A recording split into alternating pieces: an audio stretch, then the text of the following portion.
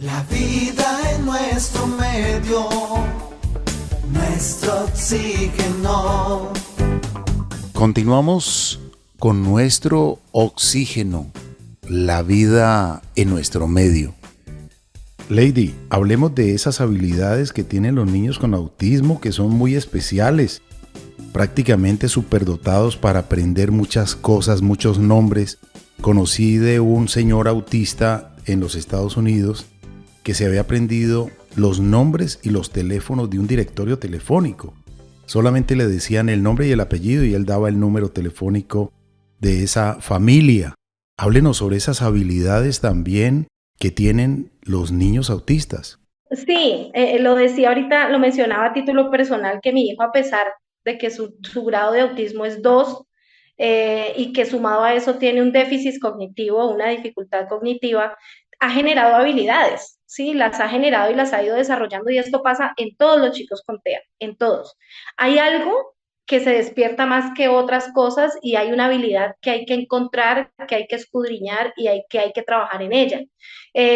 Digamos que cuando el niño es verbal, esto nos facilita muchísimo más a la hora de nosotros identificar cuál es la habilidad que el niño tenga. En el caso de los chicos no verbales o que no llegan a desarrollar lenguaje, pues es mucho más difícil. Pero digamos que a título personal y en mi organización nosotros encontramos chicos con muchas habilidades en la memoria, por ejemplo, el caso que tú nos mencionas, Carlos, en el niño, en el señor del que se aprendió todo el directorio telefónico, es este tipo de habilidades de memoria y unas memorias fotográficas. Yo lo viví, recuerdo mucho cuando Samuel era menor de un año, visitamos un lugar y lo volvimos a visitar cuando tenía meses, tenía como 5 meses, visitamos un lugar, 6, 7 meses, y cuando lo volvimos a visitar, es un centro médico aquí en Popayán, volvimos cuando él tenía como año y medio, y sentí con su expresión corporal que conocía el lugar porque quería entrar al ascensor. Entonces me hizo saber en ese momento que él recordaba que había estado en ese lugar y estoy hablando de que era muy bebé. Entonces digamos que esas habilidades que ellos tienen, afortunadamente, les dan un poco de independencia, pero no nos dan a nosotros la garantía de que sean autónomos. Sí, digamos en el caso personal, Samuel tiene una habilidad lingüística única, no ha hecho un curso de idiomas jamás, nunca lo hemos vinculado a un proceso académico de idiomas, pero él solo y de una manera muy básica, que es con las plataformas que encontramos en Internet, como en YouTube y YouTube Kids, pero ni siquiera en cursos de inglés, sino viendo capítulos de series en inglés, luego las ve en español, luego las ve en portugués, y de esa forma aprendió a hablar inglés, aprendió a hablar portugués y no en muchísimos idiomas que palabrea, por ejemplo, palabrea en mandarín, palabrea en francés. Entonces, digamos que esa habilidad que Samuel ha tenido a nosotros nos ha permitido tener una comunicación más fluida con él porque le ha ayudado a desarrollar lenguaje también, pero eso digamos que no nos da a nosotros la garantía de una independencia y autonomía, que es la gran preocupación de nosotros como padres de Samuel específicamente. Yo sé que se ponen de acuerdo conmigo todos los padres de familia que la preocupación más grande es independencia y autonomía, es que el día de mañana Samuel sea independiente y que si me requiere no sea en su totalidad, sino parcial. Parcialmente él requiere un apoyo de nuestra parte. Eso es a lo que le apostamos todos. Yo creo que todos nos despertamos todos los días con el propósito de independencia y autonomía. Las habilidades que tienen nos pueden acercar más a eso, pero no son garantía de ello, ¿sí? Entonces, es importante reconocer que las instituciones educativas nos han dado los espacios y que nuestros hijos tienen muchas habilidades, pero que desafortunadamente el sistema aún le falta mucho para poderse estructurar y para poder tener unos espacios óptimos para nuestros hijos. Samuel va a una institución educativa regular, es un niño que está en segundo grado, es un niño que aprendió a sumar, aprendió a restar, sabe leer, sabe escribir, la escritura es muy, muy deficiente, pero sabe leer, lee lo que le pongan y a un buen ritmo, pero es un niño que socialmente todavía tiene dificultad, pero para poderlo yo vincular a la institución educativa regular tuve que hacer uso de su terapeuta. Entonces Samuel va a estudiar con su terapeuta ABA, que digamos que lo más sensato y lo que nosotros anhelaríamos como familia es que Samuel pudiera ir a su escuela solo, pero no lo puede hacer por muchas razones y entre esas es que no mide el peligro, entonces es un niño que está expuesto al peligro, a golpearse, a escaparse, a perderse, a comer lo que no tiene que comer, a sufrir de bullying al 1000%, porque es un niño que no se sabe defender, es un niño que no diferencia el bien del mal ni lo bueno de lo malo a pesar de los años que tiene, es un niño que se pasa a la calle sin ver, Si hay un abismo, pues no le importa y va bajando y busca la forma de bajar, no le tiene temor ni se impide para tirarse al agua. Entonces, eso impide que nosotros podamos tener la tranquilidad de enviarlo a una escuela regular solo. Entonces, hasta ahora lo hemos podido hacer, pero siempre con acompañamiento terapéutico. Y esa herramienta que nosotros tenemos hoy no la tienen ni el 10% de los padres de familia de chicos con autismo en este país. Y cuando hablo de mi territorio y mi departamento, menos del 10% somos los que tenemos la posibilidad de que nuestros hijos vayan a estudiar con un acompañamiento terapéutico. Y no estoy hablando de la parte económica, porque a título personal, pues, digamos que por medio de la EPS, de tutelas y de desacatos, yo he logrado estos servicios por medio de la EPS, pero digamos que en cada municipio va a ser más difícil que el especialista nos formule este tipo de servicios. Entonces, se dificulta aquí en la capital del departamento, en los municipios y en las ruralidades dispersas peor. Entonces, digamos que sí hay el espacio para que nuestros hijos estudien, lo hay, mentiríamos si decimos que el Estado no lo ha negado, pero hay que ser realista y decir que está con muchas falencias, que hay que trabajar mucho en docentes de apoyo, que hay que trabajar mucho en contrataciones óptimas a tiempo. Las contrataciones se ven a finales de año, se ven a mitad de año, entonces son chicos que no tienen acompañamiento en los primeros 4 o 5 meses del año. Voy a hablar hoy no hay contrataciones en el departamento del Cauca para docentes de apoyo a hoy día, 1 de abril. En el municipio de Boyán estamos empezando con el proceso de contratación, entonces son chicos que están yendo a las instituciones educativas regulares sin ese proceso que la ley dice que tiene que tener en el decreto 1421.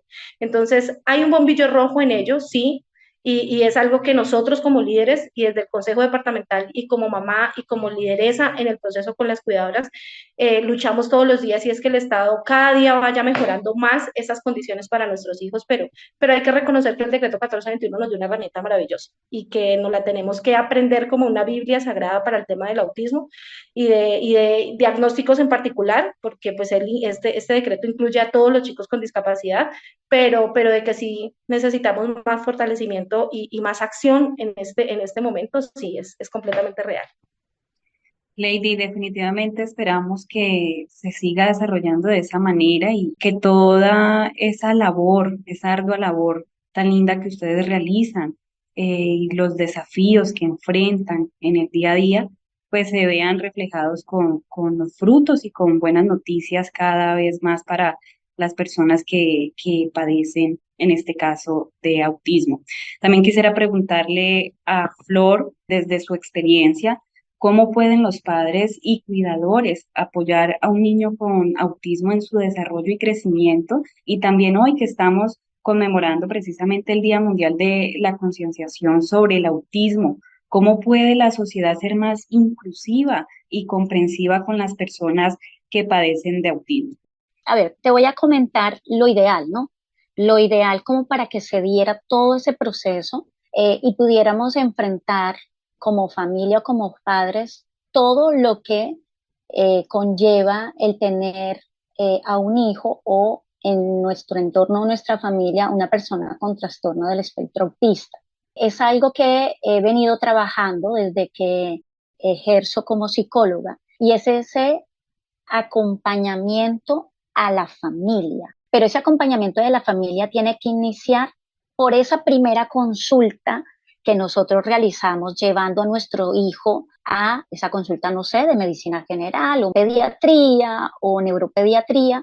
Ese primer apoyo que ese profesional le puede brindar a la familia y hacer una remisión, porque a veces nos enfocamos en la persona con diagnóstico y nos olvidamos de la familia. Y la primera persona a la cual como profesionales tenemos que enfocarnos es a la familia. ¿Por qué? Porque la familia va a ser el soporte de esa persona con ese diagnóstico. La persona con autismo es una persona que está bien, está feliz, algunas cosas no les entienden, pero ellos en sí viven una vida muy tranquila, con un buen confort dentro de lo que le rodea. Ahora bien, la familia es la que le va a brindar esa tranquilidad. Si la familia no recibe ese apoyo, ese acompañamiento en ese trabajo y cómo enfrentar un diagnóstico, y es un diagnóstico muy desconocido. Antes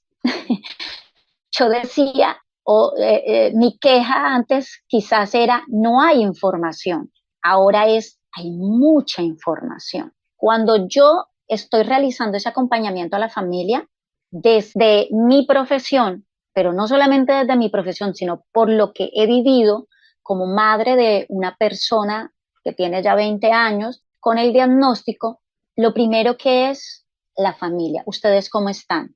Y empiezo a invitar a esa familia para que reciban un apoyo. Ese apoyo psicológico, ese primer apoyo lo pueden realizar por las CPS. No hay ningún costo adicional, pero sí es importante que la familia reciba ese apoyo, que el profesional tenga ese conocimiento de la importancia de la familia, porque cuando trabajamos con la familia se nos es más fácil trabajar con el niño o con la niña o con la persona con el diagnóstico. Entonces creo y lo vengo trabajando igual con la Federación FICA, pues damos ese apoyo, porque allí es donde realmente radica ese cambio que le podemos dar y las herramientas que le podemos brindar a nuestros hijos. Que el diagnóstico no es fácil, es cierto, no es fácil, pero el diagnóstico nos lleva a un enfoque y un punto de vista diferente, un punto de vista en el que nos retamos como personas, nos retamos como familia, pero también sacamos esa fortaleza y ese trabajo resiliente para poder no solamente ayudar a nuestros hijos, sino para nosotros como papás, como familia, poder empezar a caminar y poder brindarle las herramientas a nuestros hijos. Entonces pienso que ese primer contacto que tenemos, que podemos tener con una familia que tiene a un hijo, una hija con diagnóstico de TEA, es acompañar a esa familia, apoyarla, orientarla. Y importantísimo, decirles desde nuestra profesión y desde la empatía, el mundo no se va a acabar.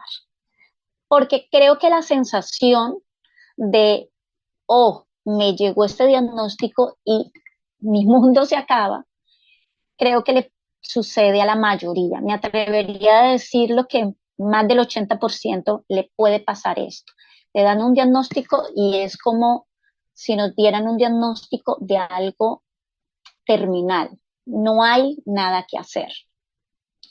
Lo segundo es que como profesionales tenemos que ser muy respetuosos con las familias y con su manera de sentir y apoyarlos y recomendarles. Por favor, no ingresen al internet, no busquen en el internet, porque ahora hay más desinformación que información. Nuestro oxígeno. Floralba, permítame también sobre esto que usted acaba de decir. Hay que tener cuidado con el internet. En internet se cree que hay toda la información, pero también hay toda la desinformación y desorientación. Sabe que en estos días de Semana Santa estuve viendo algunos videos de estos noticieros y diferentes participaciones de algunos médicos, personas que desorientan diciendo de que el agua hace daño y lo dicen con una seriedad pasmosa en un programa de televisión que uno dice, caramba, pero es increíble. O que el ejercicio también no es necesario. Y cualquier cantidad de cosas que uno dice, en vez de orientar, desorientan. Entonces me sumo con esto que estoy diciendo y que en estos días lo pude observar en internet, que no todo lo que está en internet es orientador, a veces es desorientador. Así como hay los famosos influencers que son desorientadores también en algunos aspectos. Y lo dicen con tanta seriedad y con firmeza que hay personas que se creen lo que están diciendo y a veces no es así. Así es, señor Carlos. Eso es muy cierto y por eso es tan importante decirle a las familias hoy que sean muy cuidadosos. Hay que cuidar nuestra salud mental porque nuestra salud mental se ve afectada de forma directa y también de forma indirecta con lo que vemos, escuchamos y estamos recibiendo un diagnóstico que, claro, que tiene muchas aristas, pero a ver, nosotros como familia, importante apoyarnos, como familia, respirar y como familia entender que el autismo es un diagnóstico en el cual no es una enfermedad, es un síndrome, es algo que podemos trabajar. Hay herramientas, hay muchas herramientas para que ellos salgan adelante.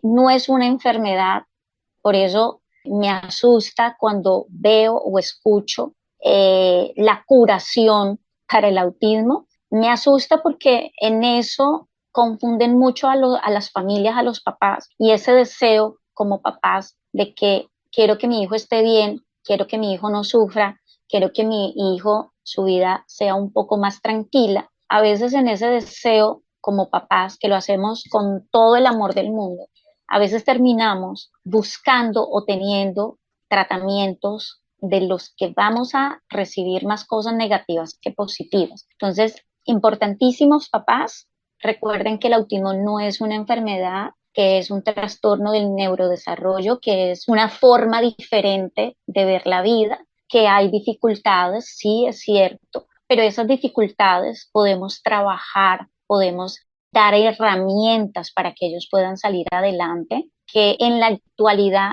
afortunadamente, ya logramos en el 2015 que las terapias ABA ingresaran al POS, que antes del 2015 pues estas terapias eran no POS y era más complejo el tema de que los niños o jóvenes recibieran un tratamiento acorde a sus necesidades. Entonces, ya ahora tenemos las terapias, son POS, que todavía nos falta, sí, pero lo que tenemos lo podemos utilizar de una manera muy positiva, que con terapias, con un plan terapéutico podemos sacar a ese niño, a ese joven adelante. En el trastorno del espectro autista no hay barreras para que ellos salgan adelante. Las barreras que se presentan son más barreras, digamos, actitudinales, digamos, del entorno, de la sociedad que a veces no conoce, de estigmas, ¿no?, que todavía se tiene alrededor de este diagnóstico. En la parte educativa ya tenemos un decreto que nos invita a que seamos más inclusivos y es cambiar esa mirada de la exclusión a la inclusión. Lo que necesita las familias y las personas con trastorno del espectro autista es derribar esas barreras que tenemos en una sociedad que quizás por el desconocimiento no da su mejor aporte, pero bueno, acá estamos todos reunidos para eso, ¿no? Para llevar el mensaje a esta sociedad y decirles, ok, no tienen la información, ven, vamos a dártela.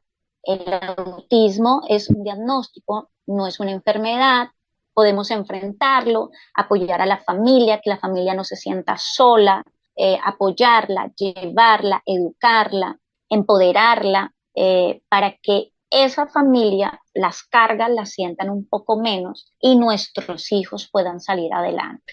Recordar siempre que si yo como papá, si yo como mamá estoy bien física, mental y espiritual, mi hijo va a estar bien. Si yo estoy bien, mi entorno va a estar bien. Si yo como mamá no estoy bien físicamente, emocionalmente, espiritualmente, entonces yo no voy a poder entregar lo mejor de mí a esa persona que lo está necesitando, porque esa persona le dan un diagnóstico, se le presentan barreras en una sociedad. Ahora, ¿cómo yo voy a enfrentar esas barreras? Desde mi angustia, creo que nos podemos enredar, creo que las cosas van a ser más difíciles. Ser consciente de que si yo como mamá estoy bien, me priorizo como mamá, estoy bien física, mental y emocionalmente, voy a poder brindarle a mi hijo herramientas más oportunas. Y esta invitación la hago porque todos podemos acceder a una consulta de psicología, todos podemos pedir ayuda, ya sea en una fundación. Mira, Vanessa hace un hermoso trabajo con toda su comunidad y en cada departamento y en cada ciudad es lo que venimos trabajando, dando ese apoyo a esas familias para que no se sientan tan solas. A veces pensamos que estamos solos. ¿Por qué a mí? ¿Por qué a mí? ¿Qué hice yo? Y empezamos a echarnos unas culpas que no hay por qué culparnos. Y siempre lo he dicho, los invito a que en esa reflexión no digan el por qué y mejor lo cambien el para qué.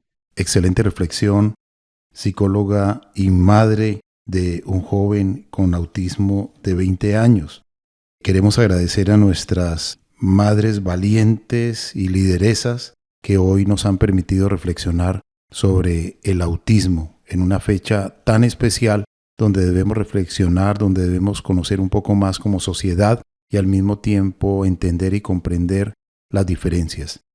Quisiera preguntarle a Lady Vanessa Molina, por favor nos dé la página web donde se puede encontrar orientación por si alguna familia quiere conectarse con ustedes.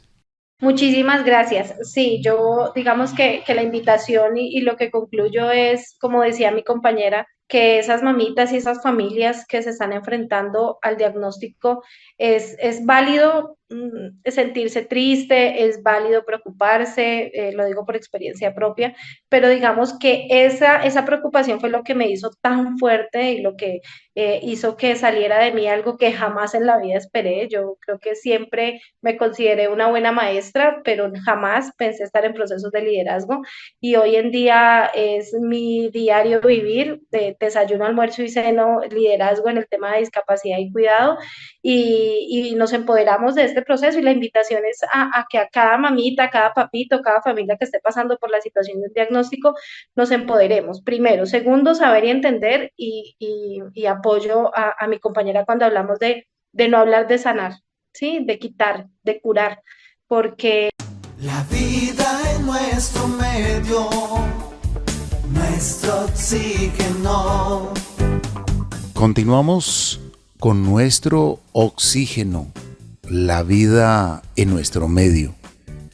Lady, hablemos de esas habilidades que tienen los niños con autismo que son muy especiales, prácticamente superdotados para aprender muchas cosas, muchos nombres. Conocí de un señor autista en los Estados Unidos que se había aprendido los nombres y los teléfonos de un directorio telefónico. Solamente le decían el nombre y el apellido y él daba el número telefónico de esa familia. Háblenos sobre esas habilidades también que tienen los niños autistas. sí, lo decía ahorita, lo mencionaba a título personal, que mi hijo, a pesar de que su grado de autismo es 2 y que sumado a eso tiene un déficit cognitivo, una dificultad cognitiva, ha generado habilidades, ¿sí? Las ha generado y las ha ido desarrollando y esto pasa en todos los chicos con TEA, en todos. Hay algo que se despierta más que otras cosas y hay una habilidad que hay que encontrar, que hay que escudriñar y que hay que trabajar en ella. Digamos que cuando el niño es verbal, esto nos facilita muchísimo más a la hora de nosotros identificar cuál es la habilidad que el niño tenga. En el caso de los chicos no verbales o que no llegan a desarrollar lenguaje, pues es mucho más difícil. Pero digamos que a título personal y en mi organización nosotros encontramos chicos con muchas habilidades en la memoria, por ejemplo, el caso que tú nos mencionas, Carlos, en el niño, en el señor que se aprendió todo el directorio telefónico, es este tipo de habilidades de memoria y unas memorias fotográficas. Yo lo viví, recuerdo mucho cuando Samuel era menor de 1 año, visitamos un lugar y lo volvimos a visitar cuando tenía meses, tenía como 5 meses, visitamos un lugar, 6, 7 meses, y cuando lo volvimos a visitar, es un centro médico aquí en Popayán, volvimos cuando él tenía como 1 año y medio, y sentí con su expresión corporal que conocía el lugar porque quería entrar al ascensor. Entonces me hizo saber en ese momento que él recordaba que había estado en ese lugar y estoy hablando de que era muy bebé. Entonces digamos que esas habilidades que ellos tienen, afortunadamente, les dan un poco de independencia, pero no nos dan a nosotros la garantía de que sean autónomos. Sí, digamos en el caso personal, Samuel tiene una habilidad lingüística única, no ha hecho un curso de idiomas jamás, nunca lo hemos vinculado a un proceso académico de idiomas, pero él solo y de una manera muy básica, que es con las plataformas que encontramos en Internet, como en YouTube y YouTube Kids, pero ni siquiera en cursos de inglés, sino viendo capítulos de series en inglés, luego las ve en español, luego las ve en portugués, y de esa forma aprendió a hablar inglés, aprendió a hablar portugués, innova en muchísimos idiomas que palabrea, por ejemplo, palabrea en mandarín, palabrea en francés. Entonces, digamos que esa habilidad que Samuel ha tenido a nosotros nos ha permitido tener una comunicación más fluida con él porque le ha ayudado a desarrollar lenguaje también, pero eso digamos que no nos da a nosotros la garantía de una independencia y autonomía, que es la gran preocupación de nosotros como padres de Samuel específicamente. Yo sé que se ponen de acuerdo conmigo todos los padres de familia que la preocupación más grande es independencia y autonomía, es que el día de mañana Samuel sea independiente y que si me requiere no sea en su totalidad, sino parcial. Parcialmente él requiere un apoyo de nuestra parte. Eso es a lo que le apostamos todos. Yo creo que todos nos despertamos todos los días con el propósito de independencia y autonomía. Las habilidades que tienen nos pueden acercar más a eso, pero no son garantía de ello, ¿sí? Entonces, es importante reconocer que las instituciones educativas nos han dado los espacios y que nuestros hijos tienen muchas habilidades, pero que desafortunadamente el sistema aún le falta mucho para poderse estructurar y para poder tener unos espacios óptimos para nuestros hijos. Samuel va a una institución educativa regular, es un niño que está en segundo grado, es un niño que aprendió a sumar, aprendió a restar, sabe leer, sabe escribir, la escritura es muy, muy deficiente, pero sabe leer, lee lo que le pongan y a un buen ritmo, pero es un niño que socialmente todavía tiene dificultad, pero para poderlo yo vincular a la institución educativa regular tuve que hacer uso de su terapeuta. Entonces Samuel va a estudiar con su terapeuta ABA, que digamos que lo más sensato y lo que nosotros anhelaríamos como familia es que Samuel pudiera ir a su escuela solo, pero no lo puede hacer por muchas razones, y entre esas es que no mide el peligro. Entonces es un niño que está expuesto al peligro, a golpearse, a escaparse, a perderse, a comer lo que no tiene que comer, a sufrir de bullying al 1000%, porque es un niño que no se sabe defender, es un niño que no diferencia el bien del mal